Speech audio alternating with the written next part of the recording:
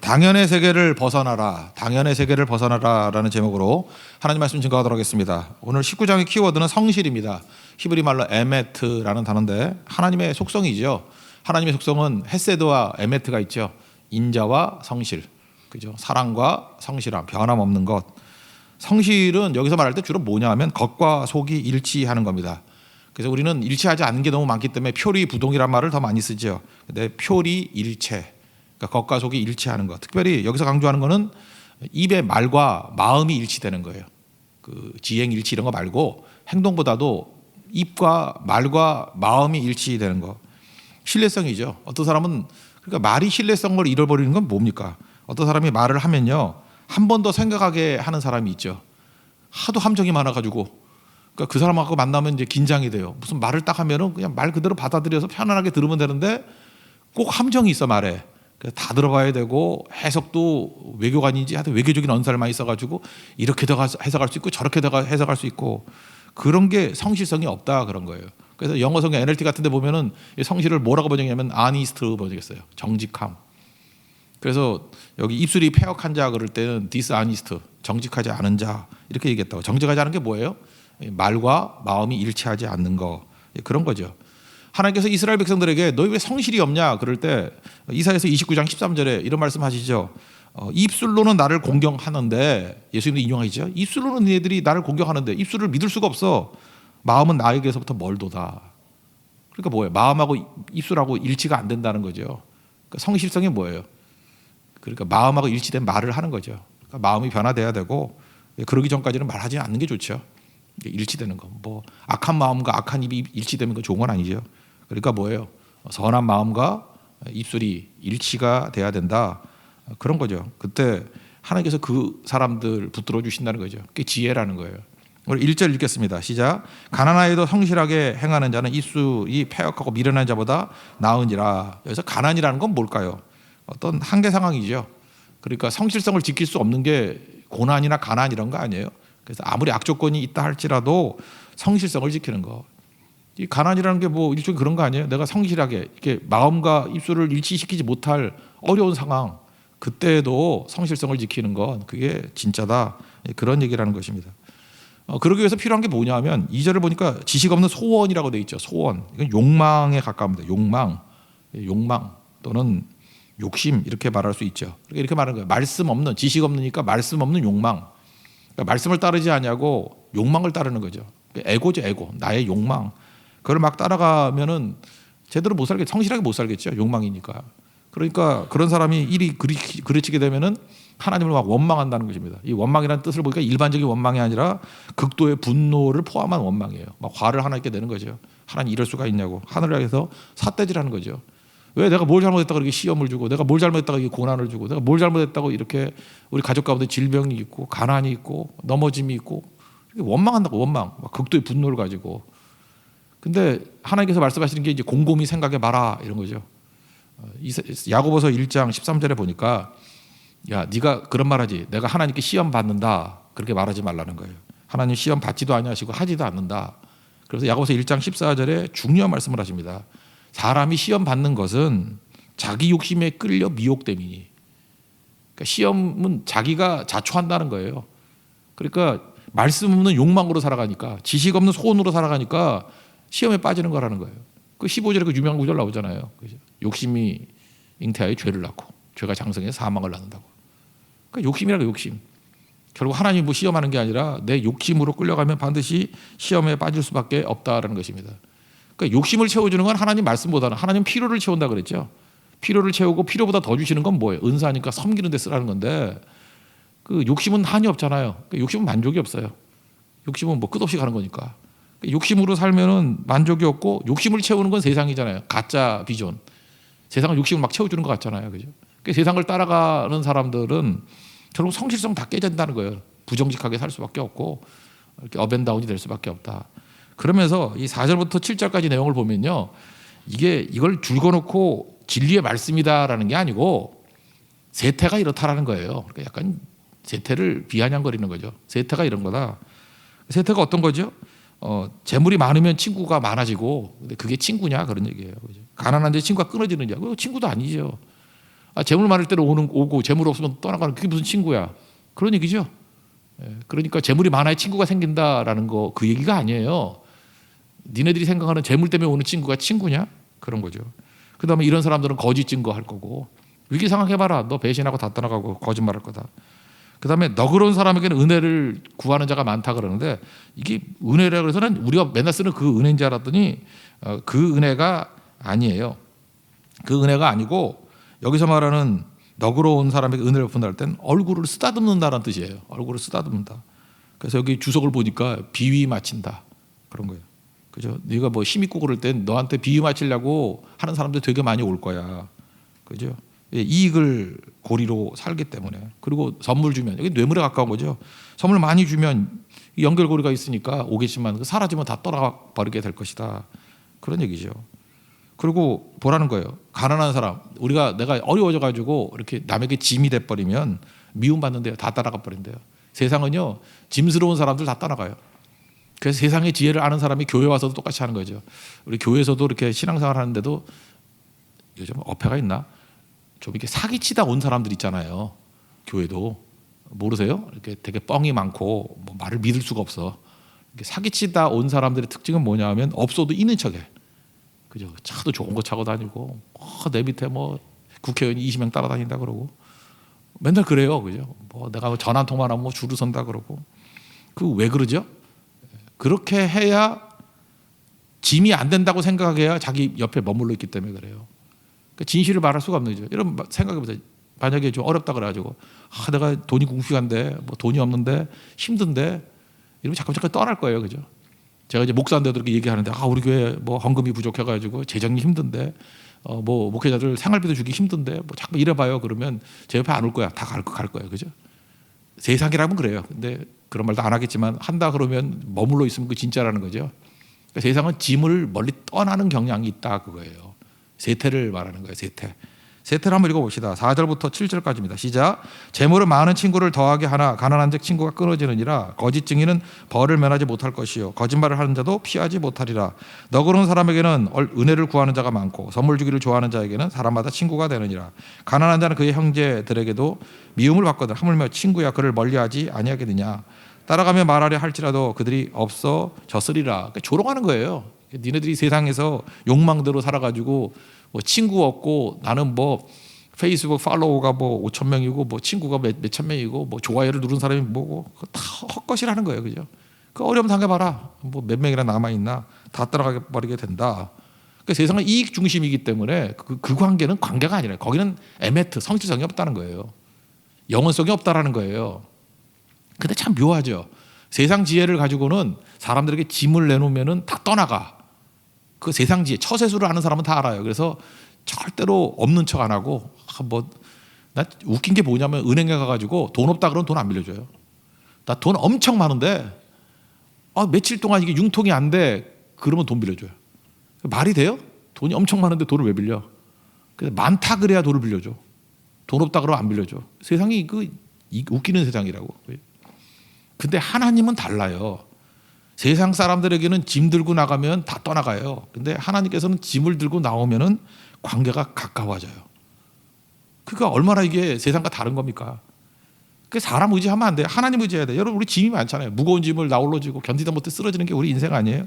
근데 주님께 나아가면 마태복음 11장 28절 뭐 유명한 구절 아니에요. 수고하고 무거운 짐진 자들아 다 내게로 오라. 내가 너희를 쉬게 하리라. 오히려 무거운 짐자를 예수님은 더 환영한다니까요.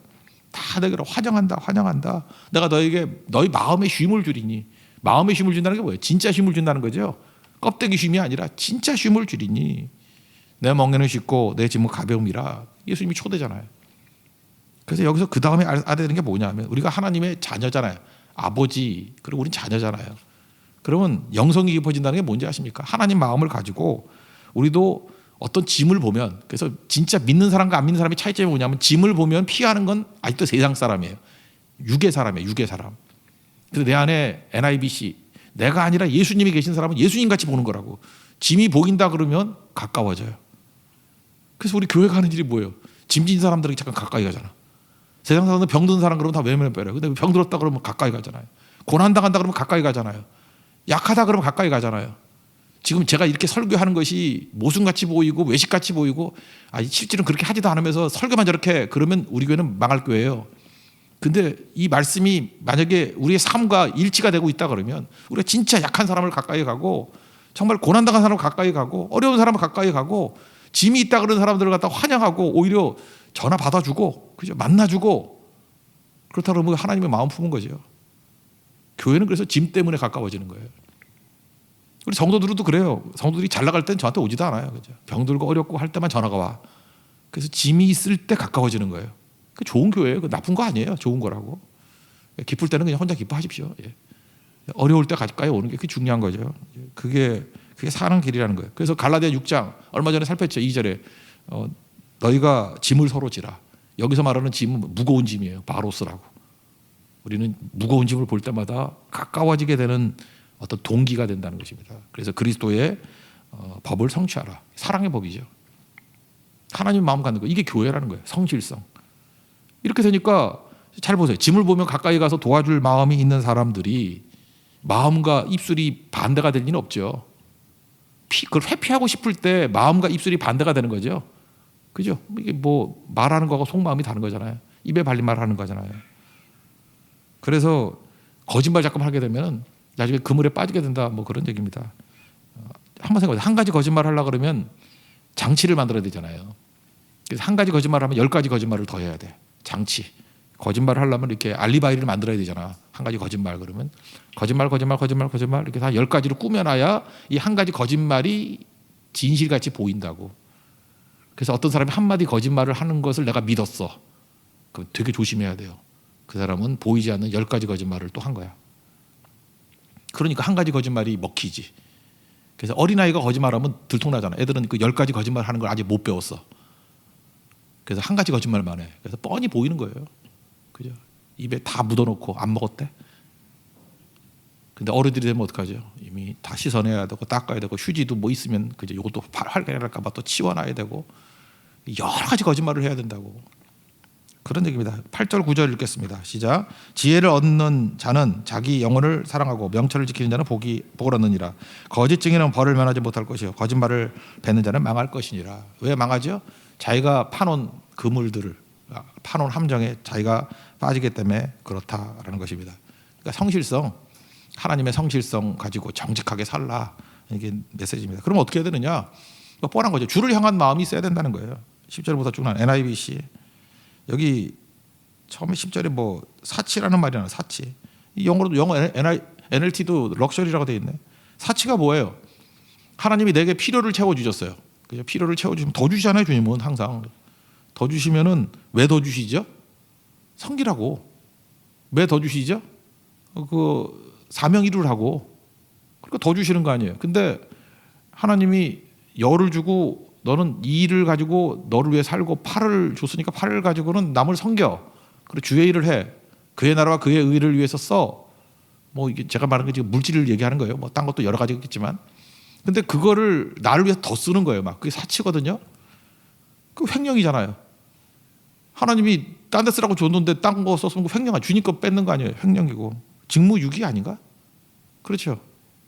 그게 만약에 결정적이고 어떤 사람이 먹고 살아야 될 문제인데 그걸 내가 사치하는 데 써가지고 굶어 죽었다 그러면 거의 뭐 간접적인 살인에 해당되는 거겠죠. 그러면서 사치는 왜 하죠? 포장하려고. 진짜인 사람이 사치할 이유가 없잖아요. 자기보다 더 보이게 만드는 거. 그게 사치 아니에요? 그죠?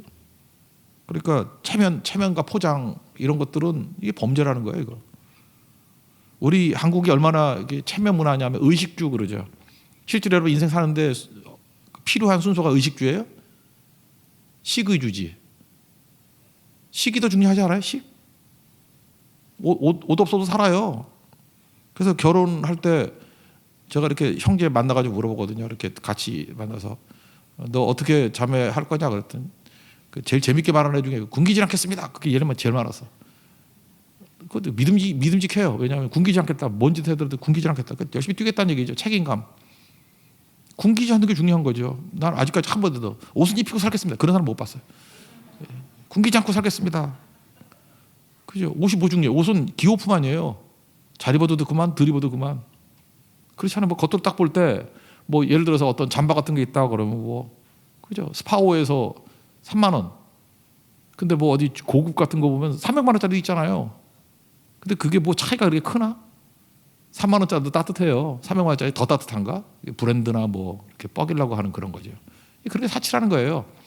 그렇다고 맨날 그 스파오에서만 사라는 얘기는 아니고 적정선이죠. 적정선. 이게 과도해져 가지고 모든 하나님 주신 걸 다 나를 위해서만 다 쓰고 하나도 흘러넘치지 않는다 그러면 사치죠, 사치. 그런 거라는 거예요. 우리는 하나님의 뜻을 이루는 거예요. 여기 왕 얘기가 나오는데 왕은 이상적인 왕이에요. 하나님의 뜻을 대리하는 왕. 율법 정신이 뭐라 했어요? 가난한 자가 얻게 하라, 억울한 자가 얻게 하라. 그러니까 억울하게 만든 놈에게 분노도 해야 되고, 그다음에 가난한 사람에게 은혜도 베풀어야 되고, 그러고 살아야 된다라는 거죠. 10절부터 12절까지 읽겠습니다. 시작. 미련한 자가 사치하는 것이 적당하지 못하거든 하물며 종이 방백을 다스림이야. 노하기를 더디하는 것이 사람의 슬기요 허물을 용서하는 것이 자기의 영광이니라. 왕의 노함은 사자의 부르짖음 같고 그의 은택은 풀이의 이슬 같으니라. 결국은 하나님의 성품이 뭐예요? 노하기를 더디하는 거. 하나님 성품이죠. 하나님 노하기를 더디하잖아요. 그러니까 하나님 믿고 의지하는 백성은 노하기를 더디하는 모습이 있어요. 그리고 용서하는 거 하나님의 속성 아니에요. 그러니까 아버지 닮아가는 모습이죠. 아버지 자꾸만 닮아가면 하나님의 자녀들도 노하기를 더디하고 자꾸 용서하고 그런다는 거예요. 그리고 주를 향하니까 공급이 하나님께 있어요. 그걸 은혜라 그러잖아요. 하나님이 공급해 주신다. 그래서 하나님의 선물로 사는 존재예요. 그러니까 나도 뭐예요? 자녀니까 다른 사람에게 선물이 되어주는 인생이에요. 여러분이 누구에게 선물이 되어주는 인생, 그게 얼마나 중요한 겁니까? 너는 나의 선물이야. 이렇게 살아야 되는 거죠. 은혜로 산다. 하나님의 공급으로 산다. 하나님의 선물로 산다. 그러면 나도 은혜 베품으로 산다. 나도 누군가에게 선물이 되어준다. 여기 아내 얘기가 나오는데 다투는 아내, 이건 선물 아닌 아내. 지가 멋대로 한 거고. 슬기로운 아내, 선물로서의 아내예요. 그래서 아내를 잘 얻는 건 하나님의 선물이다. 그런 거죠. 선물이다. 13절 14절 읽겠습니다. 시작. 미련한 아들은 그의 아비의 재앙이요 다투는 아내는 이어떨어지는 물방울이니라. 집과 재물은 조상께서 상속하거니와 슬기로운 아내는 여호와께로서 말미암느니라. 이거 너무 재밌지 않아요? 이어떨어지는 물방울. 옛날에 내가 저기 그 일반 뭐라 그러죠? 아파트 아닌 데서 일반 가옥에서 산 적이 있었거든요. 정릉에서. 그때 비가 오면 뭐 똑똑 떨어지는 소리에서 아주 신경 써서 잠 못 잔 적이 있어요. 네, 기억나요. 이어떨어지는 물방울이라. 여자가 그렇다고요. 잔소리하고 바가지 긁는 여자들. 징징대고 원망하고. 근데 그때가 반쯤 한옥이었는데요. 반쯤 진짜 한옥이지 뭐. 원래는 한옥이었는데 이렇게 좀 개조도 하고 했었는데 물 떨어지는 자리에 밑에가 돌이었거든요. 대돌. 돌이었어요. 근데 그 돌인데 그게 한 100년은 떨어진 것 같아. 돌이 파였어요. 나 그거 볼 때마다 와 무섭다. 이어 떨어진 물방울이 돌을 파더라니까요. 돌이 단단하니까 돌이라고 하잖아요. 그래서 단단한 머리 돌머리 그러잖아. 거기도 계속 물이 떨어지면 파여요. 뻥뻥 파인다고. 근데 뭐라 그래요? 집과 재물의 조상 뭐 이런 건 상속이지만 슬기로운 아내는 상속 아니라는 거예요. 하나님께서 주시는 거예요. 그러니까 특별히 남자들 아내 놓고 기도하십시오. 슬기로운 아내. 그죠? 기도해야 된다는 거예요. 너무너무 중요한 거죠. 이 다투는 아내하고 살면은 머리 뚫려요. 머리 뚫려. 그래서 그 옛날에 이런 거 꽁치 알죠? 꽁치 그 제일 싸구려가 꽁치였다고 아무도 안 먹었어. 꽁치 안 먹어가지고 막 갖다 버리고 그랬어요. 우리나라 꽁치하고 멸치 그 멸해버린다 해서 멸치 그런 거잖아요. 그죠? 그 멸치는 너무 흔해가지고 먹지도 않고 꽁치는 진짜 가난한 사람 먹었다고. 그래서 일본 사람이 와가지고 그 통조림 만들자. 꽁치 통조림 안 먹는 거. 그래서 그 뼈 이렇게 삭아지게 만들어가지고 옛날에 가난한 대학생들 맨날 등산 가면은 꽁치 집어넣고 김치 집어넣고 김치찌개 되잖아. 그거 한번 먹고 싶은데 꽁치 통조림 묻은 거. 그 정말 맛다가리 하나도 없는 건데 옛날에 가난해서 그게 맛있었어요. 꽁치가 왜 꽁치인지 알아요? 아가미 옆에 구멍이 뚫려 있어요. 그래서 그 공자할 때 공인데 그게 구멍 공자야. 공자님이 구멍자야 구멍자. 구멍이 뻥 뚫린 거거든요. 그래서 공치에서 꽁치가 된 거예요. 꽁치. 그래서 남편들이 옛날 그랬대요. 꽁치 먹으면서 아이고 부인 때문에 머리 뚫리겠는데 이 생선도 꽁치 주냐 그러면서 그래서 꽁치 잘 안 먹었어요. 꽁치. 역시 그 고기의 왕은 조기죠. 조기. 잘 말린 거 영광 굴비 이런 거 먹어야지. 굴비는 뭐죠? 이자겸이 그 자기 인종 그 사위한테 쫓겨나 가지고 귀양 가 있는 게 전남 영광으로 귀양 갔잖아요. 거기서 너무 맛있다고 올려주면서 원래 조기인데 지가 이름 붙였어 굴비라고. 난 절대 굴하지 않겠다고. 이자겸은 반역 일으켰지만 그래도 괜찮죠. 이자겸이 지은 이름에 굴비 먹고 싶네. 보리굴비 그런 겁니다. 그러니까 하여튼 다투는 여자하고 살면 꽁치 먹는 인생이고 슬기로운 아내는 굴비 먹는 인생이다. 그럼 이해가 되죠? 팍 오죠. 꽁치도 그냥 꽁치가 아니라 꽁치 통조림 일본 사람이 만든 거 뭐 그런 거라는 것입니다. 그래서 보네포도 그랬어요. 우리 사랑은 선택이지만 결혼은 선물이다. 하나님의 선물이다. 창세기 20장 보면 이삭이 아내 얻을 때 그 늙은 종 보내잖아요. 아브라함이. 그때 조건이 뭐였어요? 하나님 내게 물죽을 주세요. 뭐냐면 나에게 물 달라고 할 때 물 주는 사람. 근데 물만이 아니라 이 지쳐있는 낙타들에게도 물을 줄 수 있는 너그러움이 있는 하나님 마음을 갖고 있는 여자. 참 힘든 얘기죠. 아니 그 사람이 달라고 그러면 줄 수 있겠지만 그냥 쳐다보고 말도 안 했는데 낙타에게 물 주는 여자가 쉬운 여자겠어요? 근데 마침 리브가가 그랬잖아요. 그래서 하나님 감사합니다. 하나님이 정하신 슬기로운 여자입니다. 그래서 이삭의 아내로 데리고 오잖아요. 그죠? 그래서 슬기로운 아내는 뭐냐? 슬기롭다는 건 그거예요. 약자를 배려하고 심지어 동물 대하는 거. 저는 최근에 우리 교회 어떤 그 자매님 뭐 이제 결혼 앞두고 있는 자매님인데 얘기를 나누다 보니까 자기는 별 뜻 없이 얘기했는데 난 감동받았어요.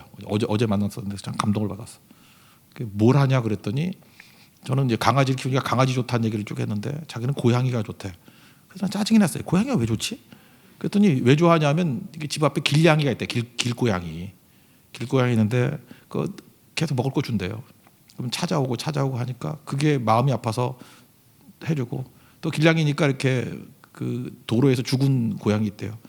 그것도 가져다가 또 3월달에 4월달에 또 이렇게 화장도 시켜주고 또 아픈 애 잡아다가 이렇게 덫을 놓고 잡아 먹으려는 게 아니라 덫을 놓고 병원에 동물병원에 길냥이를 데려가서 또 해주고 뭐 이런 거. 제가 딴 건 모르지만 느낌이 그랬어요. 리브가 보는 듯하다. 창세기 26장에. 대신에 여러분 형제들 잊지 말아야 뭐 동물들 뭐 개 바로 차버리고 뭐 그거 되게 어려운 거예요. 식당 가가지고 막 큰 소리 치고 종업원들 함부로 대하고 약자와 동물들 어떻게 되는지 보면은 알 수 있는 거죠. 슬기로운 여자 그거 보면 알 수 있다는 거예요. 하나님께서 주시는 능력, 주를 향한 마음으로 베푸는 인생 되라는 거예요. 그다음 방향이 뭡니까? 이제 하나님을 향한 거죠. 여기 게으름이라는데 게으름 이웃을 향한 건데 게으름도 마찬가지예요. 그 마태복음 25장에 보니까 달란트 비유에 악하고 게으른 자 그러잖아요. 악함이 게으름이에요. 그럼 게으름이 뭘까? 한번 생각해 보면은 뭐 몸을 안 움직이는 거, 뭐 할 일을 안 하는 거, 그것도 게으름이죠. 근데 성경에서 말하는 게으름은요, 변화를 싫어하는 거예요. 그러니까 게으름은 변화를 싫어하니까 뭐냐면 언제나 당연의 세계에 머물러 있어요. 그냥 당연한 것만 보이는 거예요. 당연한 거. 그러니까 당연의 세계에 머물러 있는 사람의 약점이 뭘까요? 감사가 없어. 그러니까 엄마가 밥 해주는 것도 당연한 거고, 아버지가 용돈 주는 것도 당연한 거고, 뭐 목사가 새벽에 나와서 설교하는 것도 당연한 거고. 그렇지, 지가 뭐 생활비 받아먹으면서 안 나오면 어떡할 거야, 뭐 이러고. 안 나오는 단임부서도 많아요. 근데 하여튼간 내가 왜 이런 소리 왜 하지? 하여튼간에 그래요. 다 당연하게 그러니까 당연하게 교회 뭐 밥 주는 것도 당연한 거고, 라면 주는 것도 당연한 거고, 뭐 이렇게 감사가 하나도 없어, 그죠? 목사가 볼펜 주면서 NIBC 줘도 그거 당연한 거고, 그렇지 뭐 남아도니까 주는 거겠지 뭐 이러면서 다 당연하고 그 감사가 없는 거죠. 근데 반대로 당연하게 여기지 않을 땐 다 감사죠. 일상이 감사해요. 오늘 아침에 눈 뜰 수 있는 게 감사하고, 새로운 게 보는 게 감사하고, 그러니까 신비의 세계가 막 열리는 거죠, 그죠? 그러니까 기쁨이 넘치게 되겠죠. 감사가 넘치고 기쁨이 넘치고, 당연의 세계를 깨버리는 거예요. 이거 당연의 세계를. 그게 게으름의 반대말이 기쁨이야. 그래서 그러니까 게으름은 뭐예요? 당연의 세계에 머물러 있는 거고, 하나님을 바라보니까 당연하지 않은 거예요. 감사가 열리고 그래서 기쁨이 터져 나오는 겁니다. 이거 알 수 있는 거 뭐 옛날에 그 교보문고 앞에 맨날 크게 붙여놨대. 그 꽃이라는 시 있잖아요. 그 꽃. 내려올 때 보았네, 올라갈 때 보지 못한 그 꽃. 아무것도 아닌 것 같이 보이는데 감동이 있죠. 우리가 당연의 세계 속에 놓여 있을 때는 그 꽃이 보이나? 내가 당연의 세계에 있을 때 올라갈 때 못 본 거예요. 딴 거에 장식팔려가지고. 근데 내려올 때 올라갈 때 못 봤던 그 꽃을 봤대요. 그게 바로 뭐예요? 경의의 세계 또는 감사의 세계죠. 그러니까 기쁨이 넘치는 거죠. 그런 것들을 볼 줄 아는 것들이 필요하다라는 것입니다. 내 눈에 보여야죠. 그래서 가난한 사람이 보이는 거예요. 그 도와주고 기뻐하고. 하나님이 그런 사람에게 뭐라 그러죠? 여호와께 구워드리는 것이다. 내가 갚아주겠다. 뭐 그런 얘기들입니다. 나를 선물로 주는 인생이 되라. 15절부터 17절까지 읽겠습니다. 시작. 게으름이 사람으로 깊이 잠들게 하나니 태만한 사람은 줄일 것이니라. 계명을 지키는 자는 자기의 영혼을 지키려니와 자기의 행실을 삼가지 아니하는 자는 죽으리라. 가난한 자를 불쌍히 여기는 것을 여호와께 구워드리는 것이니 그의 선행을 그에게 갚아 주시리라. 이러다가 출근을 못 하겠네. 그 다음 얘기는 이거예요. 그러니까 자식들 있잖아요. 이렇게 당연의 세계에 머물러 있는 애들은 두렵게 패라는 거예요. 이건 이 당시의 문화 얘기예요. 뭐 지금 패면 잡혀갈 걸 아마. 근데 하여튼 그런 거예요. 애들 예를 들어서 오냐 해주고 조금 뭐 하려 그러다가 또 돌이키고 잠깐 용서만 해주고 이렇게 용서라기보다 그 나쁜 용서가 아니라 뭐라 그러죠? 그거 묵인해주고 그러면 애들 망친다는 거예요. 이건 지도자도 마찬가지예요. 어떤 때는 고난의 시기에 머물러 있게 만드는 것도 좀 필요하다 그런 거예요. 18절부터 20절까지 읽겠습니다. 시작. 내가 내 아들에게 희망이 있은지 그를 징계하되 죽일 마음은 두지 말지니라. 노하기를 맹렬히 하는 자는 벌을 받을 것이라. 내가 그를 건져주면 다시 그런 일이 생기리라. 너는 권고를 들으며 훈계를 받으라. 그리하면 내가 필경은 지혜를 꾀드리라. 자꾸만 이렇게 묵인해주고 용납해줬는데도 똑같은 일을 반복한다 그러면 아직도 이 뼈에 사무치게 깨닫지 못한 거예요. 그래서 쉽게 용서해 주는 게 좋은 게 아니라는 거예요. 하나님께서 우리에게 버려두시잖아요. 그때 광야 생활을 좀 오래 해가지고 피눈물 나게 만들고 그래서 새겨지게 만드는 것이 그게 사랑이다. 그런 거죠. 그거 뭐예요? 게으름은 뭐죠? 변화. 당연의 세계에 머물러 있는 거예요. 그래서 여기서 이런 말씀이 나와요. 게으름이 최악이라는 거예요. 게으름보다는 거만한 놈이 낫다는 거예요. 거만한 자는 뭐예요? 욕심으로 살기 때문에 방향만 바뀌면 잘 쓰임받죠. 그래서 교만한 사람 중에 쓰임받은 사람이 누구예요? 바울이죠. 바울은 막 지멋대로 열심을 갖고 있었잖아. 근데 방향이 싹 바뀌니까 주를 향한 열심이 돼버린 거죠. 그러니까 뭐예요?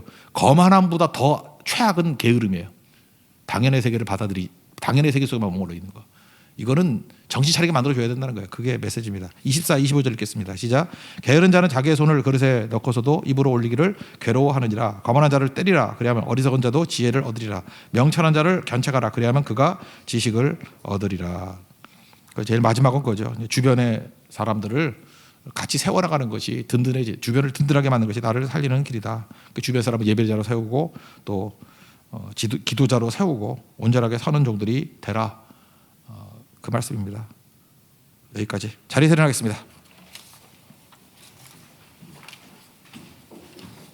나는 주님께 속한 자 찬양하겠습니다.